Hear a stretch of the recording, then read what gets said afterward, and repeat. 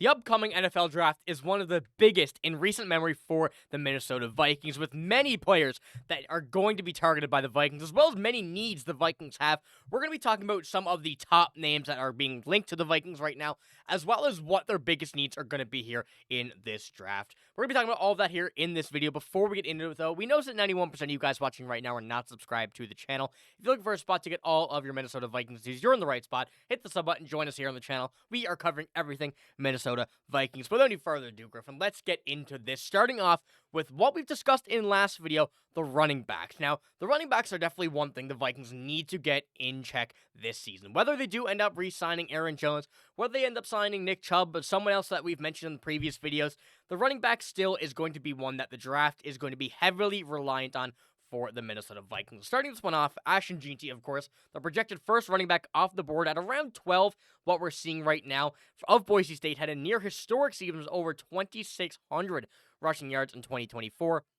He will be in high demand, but also isn't the only option for the Vikings. Iowa Hawkeyes running back Caleb Johnson also has had a first-round grade, and Dane Brugler of the Athletic recently published a mock draft in which Minnesota selects him at number 24 overall. Now, this is a pretty big revelation from what we've been seeing, especially with him being what I believe to be the third ranked running back, I should say, in this draft, and one that the Vikings would be very happy to get at number 24 overall. But as we mentioned in a previous video, I think this all does depend on what happens with free agency. What happens with who they draft at running back, or what happens with who they sign as a free agent at running back. Now, of course, though, Caleb Johnson likely is the best option for the Minnesota Vikings. Now, not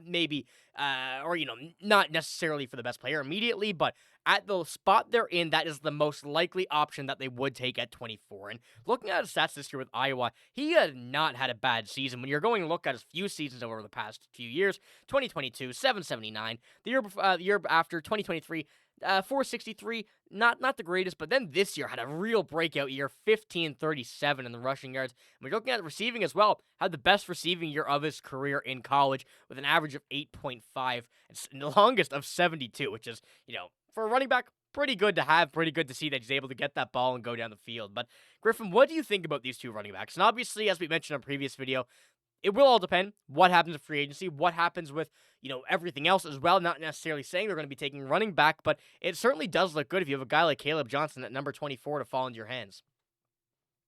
Yeah, we know, like we've talked about in past videos just a few times recently, that JJ McCarthy relies on his running backs, or a lot of the criticism was saying that he relies on his running backs too much.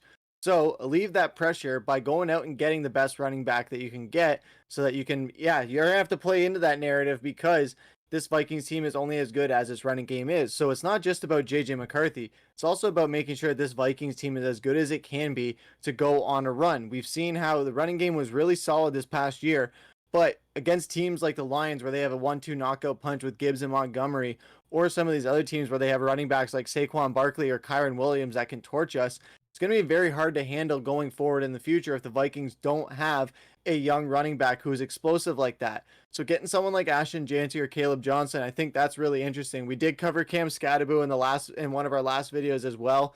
That one was really someone that we were very excited about and very high on as well. But I think too, like we said in our last video, it's going to be very indicative of what type of running back they will look to draft based on the type of running back that they sign in free agency. If they go out and get Aaron Jones or Rico Dowdle or J.K. Dobbins, you're going to have running backs who can catch passes. So Ashton Jeanty might be a bit of a far cry, especially with how high he might go in the draft, and you don't want to have to trade up too much to get for him earlier in the draft to trade up for him. But if you go out and get a guy like Nick Chubb, they're probably going to go the route of Ashton Jeanty and try and get him, because he's more of a pass catching back. But if it's Aaron Jones or any of those other guys, I can see them going for Caleb Johnson for sure. But that said, I do really like both of these options at running back, because I think they both give Minnesota a very good chance of being successful next season. Yeah, and we do actually have the Athletic quote here right now, kind of breaking it down. Anyone who watched the Vikings playoffs collapse against the Rams knows the Vikings need to address its offensive line in a major way in this offseason, but assuming those upgrades could come in free agency, the Vikings could look to help at running back here. Jeanty deservedly will command all of the first-round running back talk, but Johnson is worthy of landing in the top 32. as well, and the Iowa back would be a great fit for Minnesota outside zone scheme, and his impact would help open the passing game. But as you see there, obviously it would be good for either of them. I do believe at 12 right now, the Dallas Cowboys certainly have their eyes on him. That really does seem like a big fit for Rico Dowdle. Doesn't seem like they will be going back for him. But as the article says, and what Dane says here, this will not matter unless we get the help on the offensive line. Either it don't matter who you have at running back, anybody. It could be any running back in the NFL. Going from Christian McCaffrey, going from, Derrick Henry. If you don't have an offensive line, they will do nothing. And what we saw from the Minnesota Vikings near the end of the season, after the injury to, of course, Christian Darrisaw, having Cam Robinson come in, there are so many what-ifs on this line. And that's where kind of this first-round pick also comes into play. Could it be an offensive lineman? Could it be a young, talented star the Vikings could look to get and, kind of add on top of Christian Darrisaw when he comes back healthy and try to build one of the most stacked young offensive lines in the NFL? And that's where this all kind of drops into play. And for the 2024 Vikings, no one will end up remembering the 14-2 start. They'll remember the team falling flat against the Lions at Ford Field, 31-9 in the NFC's #1 playoff seed and home field advantage on the line in Week 18. They'll remember the wild card weekend when the Vikings somehow played worse against the Rams at a neutral site, falling 27-9. The pass protection, poor quality playing, poor quarterback play, was among the Minnesota Vikings' major culprits in those pair of blowout losses. Sam Darnold was sacked 48 times during the regular season, tied for fourth most in the football, and was sacked 9 additional times in the playoff loss to the Rams, tying an inglorious NFL record. And I think that's really where all of this really sparked. Obviously the offensive line we knew wasn't the best coming into the season, and throughout the season we knew it wasn't the best, but we really saw the real, true offensive line in this last game that the Vikings played this season against the Rams, being sacked 9 times against not even, I wouldn't say the best pass rush in the NFL, but certainly a good one. But 9 times is just ridiculous no matter who you are, and that's where we have a lot of stuff coming into play. That's where we see a lot of names come into play, and with everything in the mind for the Minnesota Vikings, I think there's nothing that you can count out. So, Griffen, how do you think that this is going to come into play with the Vikings running back, their offensive line? And obviously, they could really choose to go anywhere, but I think a lot of this will be dictated through free agency. And of course, it'll all depend on where they think they can land in the draft, who they think they can land in the draft, if they trade up and whatnot. So, where do you think the Vikings kind of stand at this point before we get into a potential draft candidate for the Vikings on the offensive line? Yeah, they definitely need some help on that offensive line. We've talked about it for the past few times on this channel, and just Vikings fans over the past few decades almost. It seems like it's been a while since we've had a really reliable and really great offensive line. We have weapons that can compete with any great team in the NFL. That's no question. But what do a lot of those other teams have in common that we don't have? A great offensive line. We've seen what a team like Dallas can do when they have an offensive line as good as they have. When Dak Prescott's the quarterback. If you have an upgrade at quarterback and a stud running back and the best wide receiver in the game, the best wide receiver duo in the game, one of the best tight ends in the game, and you have an offensive line that can give you time to protect and protect you for a lot of time at a time, and you don't have to scramble as much, don't have to worry about turtling into your shell and taking a sack to avoid a pick. You can kind of be more relaxed in the pocket. That's what Minnesota has to focus on. And you look at a lot of these NFC teams, when they don't have a quarterback who is a proven established guy or isn't one of the top 5 quarterbacks in the league like they are in the NFC, you see with teams like Tampa, Detroit, even to an extent Atlanta with their offensive line, and then you have in Washington too. I know Jaden Daniels, he's just breaking out as an absolute dog. But a lot of these NFC teams, they have great offensive lines to make up for any shortcomings or to take a little bit of pressure off of their quarterback needing to do so much. Because we've seen with a lot of teams, specifically the Vikings, when a quarterback is asked to do too much, they end up faltering. And with this offensive line as well, yeah, it looked really terrible those last few weeks. And yeah, it was exactly what the Minnesota Vikings offensive line had been for most of the year. But a lot of that was due to injuries as well. Brian O'Neill went down in that game. Christian Darrisaw went down in the first Rams game. 2 of our biggest offensive linemen go down in critical games. That's something that you can't really recover from easily. However, you go into this season, you have a healthy offensive line again. You have Darrisaw back. You have Brian O'Neill back. You have all these guys back. Then you go out and you go draft a guy as well that can be an instrumental piece to it. We saw them when they drafted guys like Christian Darrisaw and Brian O'Neill, Garrett Bradbury as well. There's guys that have really worked out when they draft at a good position for this offensive line. You just got to be worried not to have another Matt Khalil situation. However, there is some hope for this offensive line. Yeah, It's like I like what you mentioned there as well as the injuries that happened. Christian Darrisaw obviously was a major loss. Go out and get Cam Robinson. Didn't really fit into the scheme right away, and we didn't give him enough time to almost feel comfortable in this lineup. Brian O'Neill injured quite a few times this season, but we had the assets, we had the pieces, but nothing just fell into the luck for the Vikings. And then having our backups not be, at that starting level for multiple games definitely took a huge hit. And when we're looking at it, Cam Robinson, Blake Brandel, Garrett Bradbury, Dalton Reisner, and Brian O'Neill, on paper it's not horrible, but it's just not as good as we know it can be. A lot of these names here, great tackles, great guards, but just didn't play to their potential. And whether or not that be just, age, whatnot, system, all of that, it don't matter. It just matters that we didn't get it done, and now we move on to go to the next one. Obviously, Cam Robinson would be a nice guy to stay and maybe move him at guard. However, he's going to want tackle money. A lot of teams going to be looking at him in the offseason to get another outside tackle. And, the odds are him staying with the Vikings are pretty low. But Darrisaw being back and hopefully adding some more players, we should be able to upgrade this offensive line incredibly here in this season. And with the Vikings being kind of in the draft for anybody at this point, we do have a few names, and the Vikings are predicted to add a powerful 6'5" tackle after the pass protection breaks downs in the playoffs. This comes from Ryan Cleary here, and here we go. I do apologize if I get this name wrong. We've been trying before the video to get it pronounced, but Jonah Savaiinaea, size will make him an intriguing option as the most draft experts projecting to move inside to guard in the NFL. With Christian Darrisaw working his way back from the injury and the team highly unlikely to retain Cam Robinson, adding a player like Savaiinaea,